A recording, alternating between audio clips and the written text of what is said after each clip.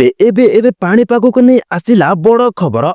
ओडिशा को माड़ी आसी भयंकर लघुचाप। आसंता अगस्ट 24 तारिख पर्यंत राज्य में प्रबल अति प्रबल वर्षा होबार संभावना रही बोली भुवनेश्वर स्थित पाणीपाग विज्ञान केन्द्र पक्षर पूर्व अनुमान करा जायछि। तेबे 3 जिला को रेड वार्निंग जारी कला पाणीपाग विभाग केन्द्र आउ 7 जिला को ऑरेंज अलर्ट जारी कला पाणीपाग विभाग केन्द्र। बाकी 20टी जिले में मध्यधरणर वर्षा होबार संभावना रही बा किछि किछि जिले में अति प्रबल वर्षा होबार संभावना रही बोली भुवनेश्वर स्थित पाणीपाग विज्ञान केन्द्र पक्षर पूर्व अनुमान करा जायछि। एही 7 जिले में पवन बेग घंटा प्रति 50 रु 60 किलोमीटर बेगरे बहिबार संभावना रही बोली पाणीपाग विज्ञान केन्द्र पक्षर पूर्व अनुमान करा जायछि। तेबे समुद्र अशांत थिबारु मत्स्यजीवी मानकु समुद्र न जिबा पई परामर्श दिया जायछि। तेबे वीडियो को संपूर्ण भाबरे देखंतो को जिला को रेड वार्निंग जारी करा जायछि आउ को जिला को येलो वार्निंग आउ को जिला को ऑरेंज अलर्ट जारी करा जायछि। आपण वीडियो को संपूर्ण भाबरे देखिले ही जानि पारिबे। तेबे वीडियो को शेष पर्यंत देखिबा सह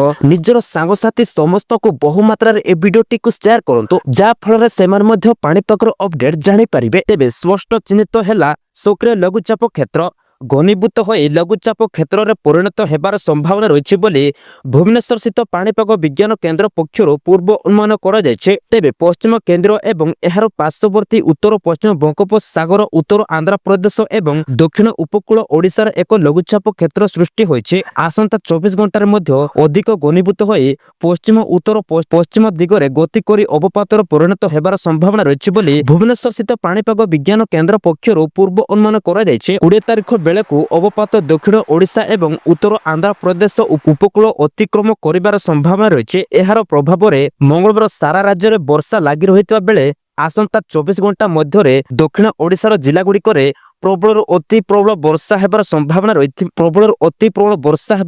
रही बोली भुवनेश्वर पाणीपाग विज्ञान केन्द्र पक्षर पूर्व अनुमान करा जायछि। तेबे कोरापुट मालकानगिरी एवं नवरंगपुर जिले में प्रबल अति प्रबल वर्षा होबार संभावना रही भारतीय पाणीपाग विज्ञान केन्द्र पक्षर पूर्व अनुमान करा जायछि। पवनर बेग घंटा प्रति 30 रु 40 किलोमीटर बेगरे पवन बहिबार संभावना रही बोली भारतीय पाणीपाग विज्ञान केन्द्र पक्षर पूर्व अनुमान करा जायछि। तेबे गंजाम कंधमाल बौद्ध सोनपुर बलागीर नूआपड़ा नवरंगपुर जिला को प्रबल अति प्रबल वर्षा सतर्क सूचना जारी करिछि पाणीपाग विभाग केन्द्र।